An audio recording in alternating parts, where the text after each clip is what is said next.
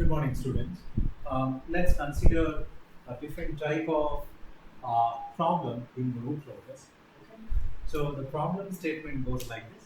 For the given open loop transfer function, g of s into h of s is equal to k into s plus 6 divided by s into s plus 4. Draw the root locus and find the value of k for underdamped condition.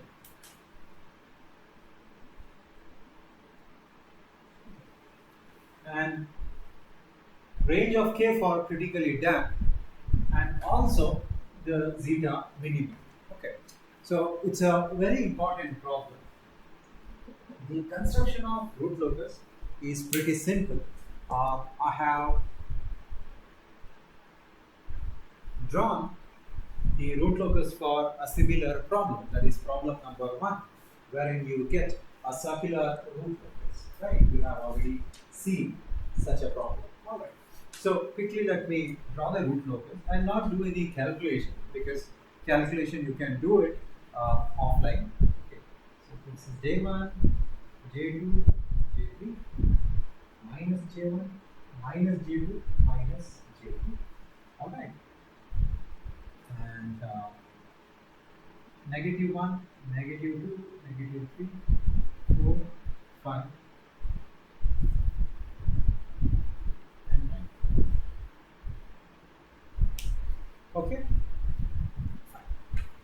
Now, we have a 0 at 6, right?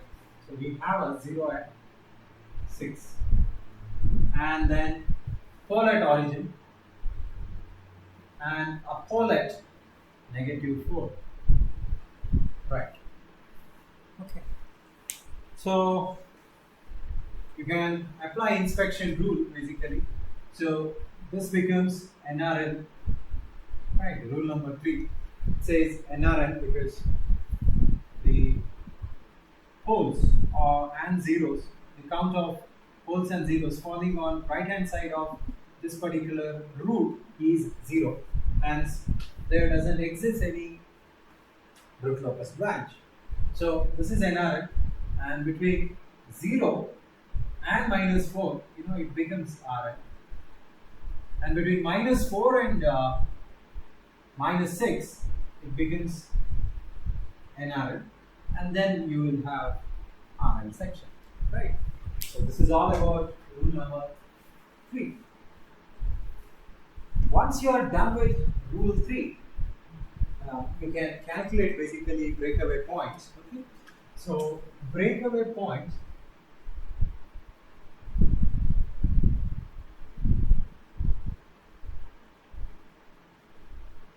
that is 1 plus g of s into h of s is equal to 0. Then you write k is equal to some minus f of s you will get. And when you perform dk by ds is equal to 0, you will get breakaway points. So breakaway points for this particular problem is minus 9.5. Okay. So breakaway points are minus 9.5 and minus 2.5. Okay. It's already calculated. You can always cross check probably later. All right. So let us place those two breakaway points. So minus 9.5 is here, okay, which is valid breakaway point, because you can see from minus 6 to negative infinity it is RL section. So it's a valid breakaway point. Similarly, minus 2.5, let us trace where is minus 2.5. Yeah, minus 2.5 is somewhere here, right? So minus 2.5 is also a valid breakaway point because it is getting traced in the valid section of root locus. Okay. So we have two valid breakaway points located at negative 2.5 and negative 9.5. Once that is done, you can go ahead with the root locus plot. Okay. So you can clearly observe that the root locus branch,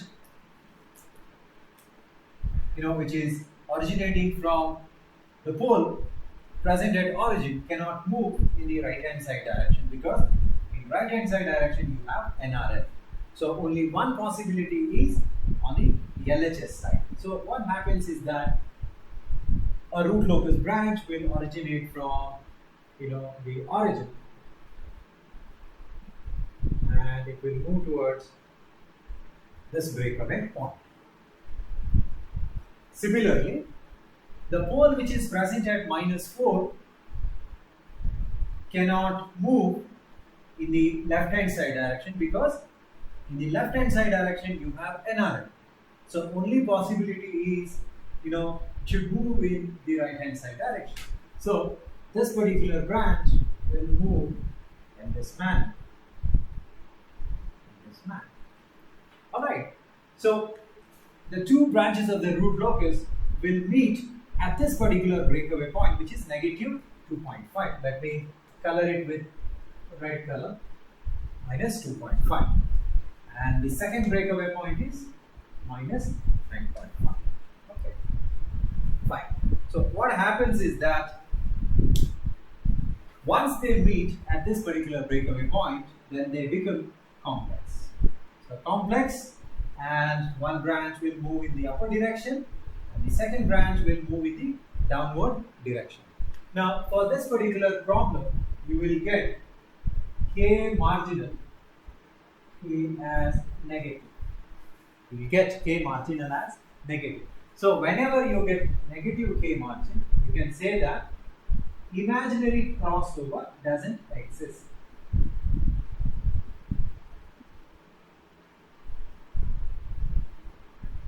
Imaginary crossover doesn't exist. So what do you mean by imaginary crossover doesn't exist? It means that the entire root locus plot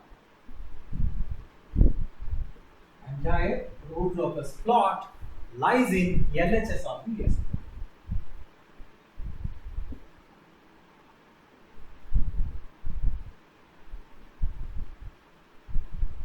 LHS of the S. So nothing is coming into right hand side of the S plane. Everything remains in left hand side of the S plane. So whenever you have the problem of this kind, wherein you find two breakaway point on the real axis and with no imaginary crossover, the such root locuses basically follow kind of circular path. Kind of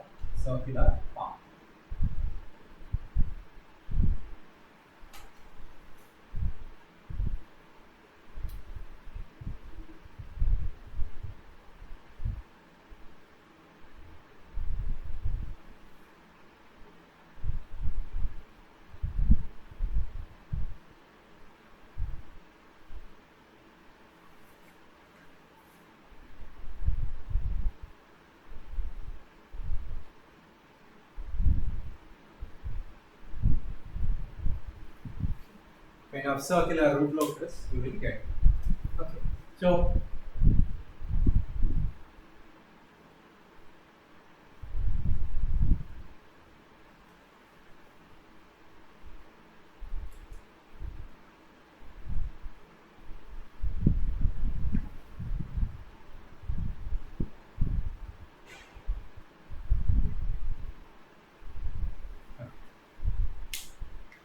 this is your breakaway point.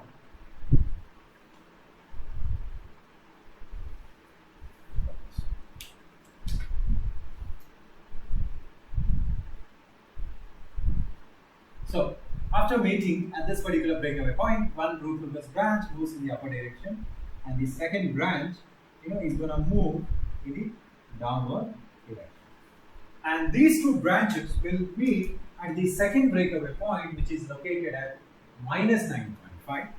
After meeting at this particular breakaway point, out of two branches, one branch will terminate at the available 0.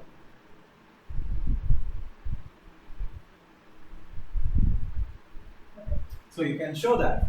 So one branch will terminate at 0. The other branch will move towards infinity.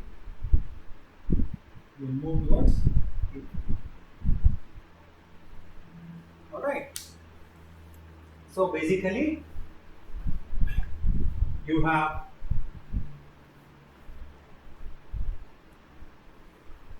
two poles at s is equal to 0 and at s is equal to minus 4, and 1 0 which is present at s is equal to minus 6. So pole count is greater than 0, right? So p is greater than 0. So p is 2 and z is 1. So out of two poles, so out of two branches, okay, z number of branches, that is one number of branch will terminate at the available 0, right? So it has terminated at available 0.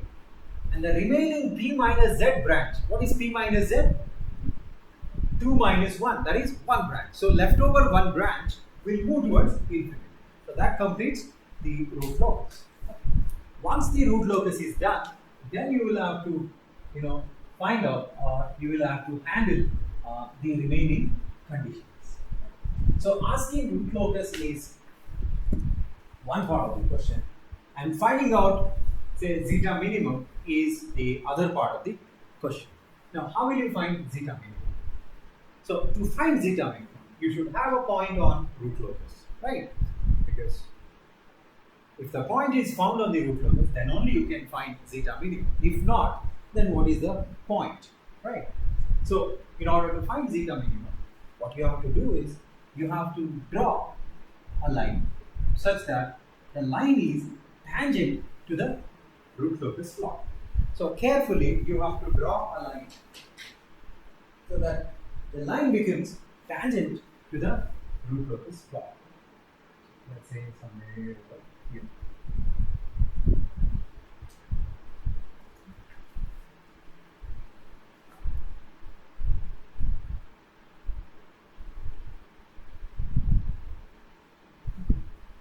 So this is your line.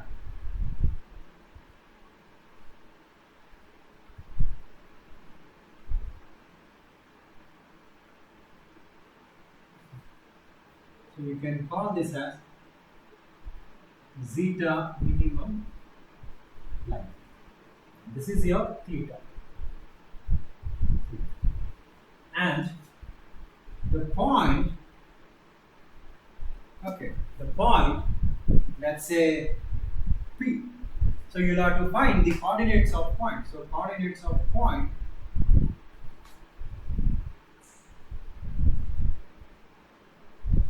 you will get it as minus 4, comma, plus, or you can, minus 4, that's your x coordinate, and your y coordinate is positive j omega, right? So you can say j 2.75. So if you properly draw the root locus, you will get the tangent at point B. The coordinates of point are minus 4, j 2.75. Okay, now this line corresponds to zeta minimum. Okay, that means to say minimum value of zeta. Alright, now how will you find zeta minimum from this graph? So you know that cos theta is nothing but zeta, right? From the damping triangle, this is zeta, this is 1 minus zeta square, and this is 1. So from the damping triangle, we know that zeta can be found. So zeta is simply cos theta. So to find zeta, you should know theta. So how will you find theta? So to find theta, probably you can recreate this right angle triangle.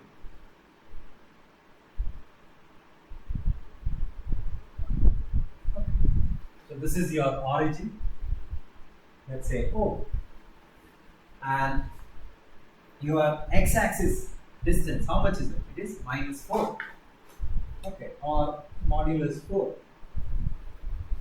and y-axis distance is 2.75, and this is theta. So you can find out tan theta. Tan theta is y by x, that is 2.75 divided by 4, or theta is equal to tan inverse of 2.75. So, okay, tan inverse of, we'll find out 2.75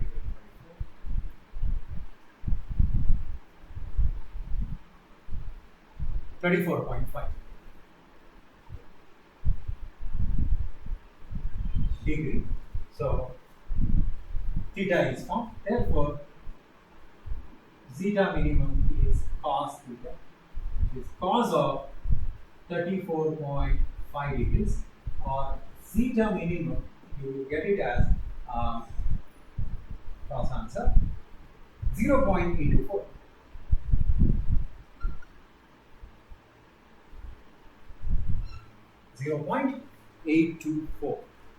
So that's the first part of the question. Draw the root locus and find zeta minimum. So zeta minimum is 0.824. So what is that you should find to find zeta minimum? You have to draw a line such that the line becomes tangent to the root locus plot. So since it's a circular root locus plot, you can easily draw the tangent, capture the coordinates of the point, at which the tangential nature is observed, and you can recreate this, right angle triangle. Okay, this point is P, this point is P, all right, this point, and you can find out theta, and thereby finding out zeta minimum. Done. Now let us handle the second part, that is range of K for underdamped condition.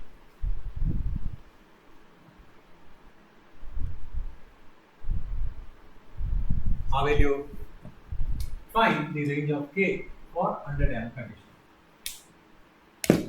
Now, to find range of K for underdamped condition, what you have to understand is the effect of zeta on the location of closed loop poles. Now, what do you mean by underdamped condition? For underdamped condition,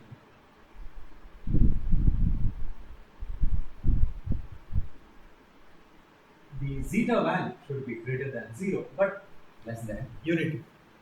That is first aspect of underdamped condition, right? That is in terms of zeta. On the other hand, in terms of the root nature of closed loop poles, for underdamped condition, the roots of characteristic equation should be complex conjugate. That is something like minus zeta omega plus or minus j omega t. So roots should be complex conjugate. So when do you get the roots, whose value is kind of complex conjugate?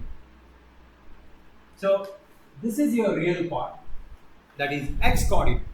This is your imaginary part, that is y coordinate. So basically, it should be a two-dimensional.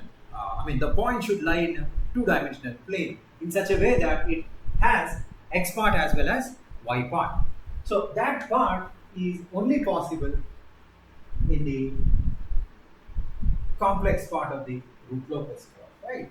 So the circle arcs are basically the place at which you can expect the complex conjugate root. In the sense, you can have a complex conjugate root here,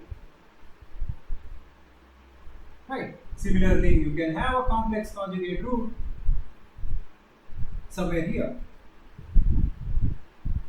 or somewhere here, so on, so forth. So there are infinite, such complex conjugate roots, right? But luckily, we have been asked to find the range of K for which the underdamped condition is okay.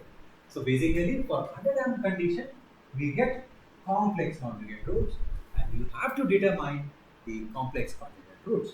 So in other words, can I say that complex conjugate roots lies between the first breakaway point and second breakaway point? Yes, I can say that, right? Because till this breakaway point, the roots are real. after this particular breakaway point, the roots becomes complex conjugate. Alright, similarly, till this breakaway point, the roots are complex conjugate. Once these two roots meet at this particular breakaway point, the root value becomes really nature. So you can say that range of k lies between the two breakaway points. Range of k lies between the two breakaway points. That is, this is BA1 and this is BA2. So what we have to do is, you have to simply substitute the value of that particular breakaway point in order to estimate the value of k. Alright. So what we can do is, you can simply use the magnitude condition. So write down magnitude condition. So let us apply magnitude condition at first breakaway point, that is breakaway point at minus 2.5. So what is magnitude condition? Mod g of s into h of s at s is equal to minus 2.5 is equal to 1. Alright. So we have g of s into h of s. What is it? K into mod of s plus 6. So mod of s plus 6. So what is s? S is minus 2.5. So minus 2.5 plus 6 divided by s. S is minus 2.5 into mod of s plus 4. What is s? S is again minus 2.5 plus 4. And that is equal to 1. Or k is equal to, what I can do, I can multiply the numerator with unity, right? So what do I get? Minus 2.5. Okay, again modulus, so obviously negative sign gets absorbed. Okay, into 4 plus 4 minus 2.5 is 1.5 divided by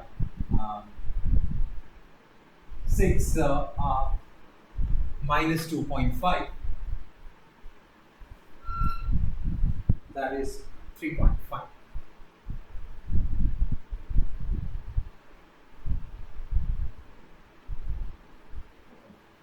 So obviously this is minus 2.5.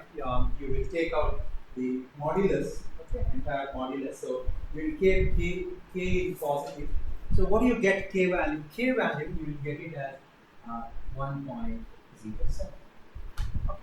So that's the, let's say, the lower limit of k. No problem. You can just keep it as k. All right. So what we have done, we have found the k value at the first breakaway point. Similarly, you can find the k value at the second breakaway point. So second breakaway point is located at minus 9.5. Okay. So all what you have to do is you have to just substitute s is equal to minus 9.5. So minus 9.5. This is minus 9.5. Minus 9.5. And obviously you will get the different magnitudes, right? So let's just select the magnitudes from there.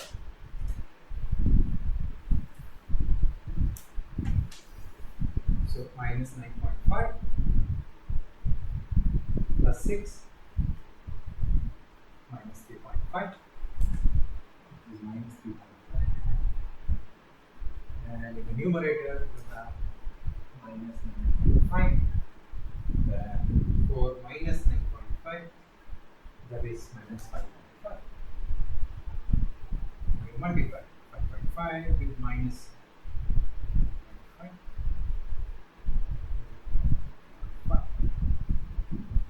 So that will give you a k value of 14.93. this will give you a K value of 14.9. So that itself is the range of K. So range of K is something like K should be greater than the lower limit. And what is the lower limit? How much did we get? The lower limit as 1.07. And it should be less than the upper limit, 14.9. So that is your condition 2. When K is operated,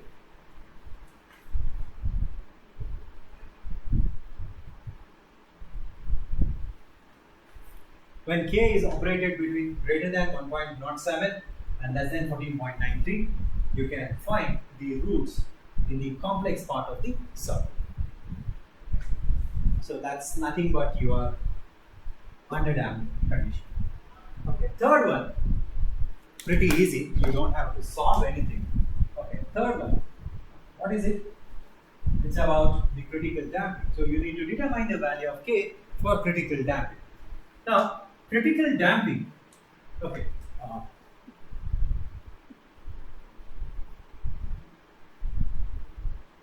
critical damping is observed when zeta is equal to 1. Critical damping is observed when zeta is equal to 1. And also we know that at zeta is equal to 1, roots are negative, real and unequal. Means to say you will have, okay, this is for overdamping. So at zeta is equal to 1, roots are negative, real, repeated.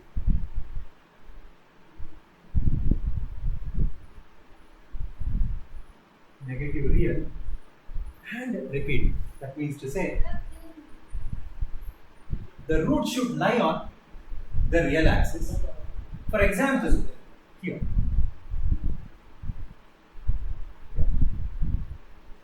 This particular point, it is part of the root locus, right?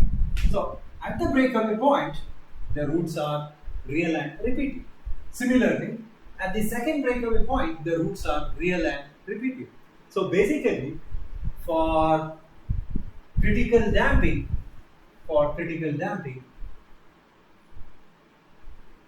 roots are nothing but the breakaway point. Because the breakaway point is a real point which is located on the real axis. So for critical damping, roots are nothing but the breakaway point. And breakaway point we already have calculated, minus 2.5 and minus 9.5. So at this breakaway point, whatever value of K you will get, that itself is the value of K corresponding to critical damping. So what is that K value? K is equal to lower limit 1.07 and K is equal to also the upper limit 14.93. So 1.07 and 14.93 are the values of K at critical damping. That concludes the problem. Very, very important.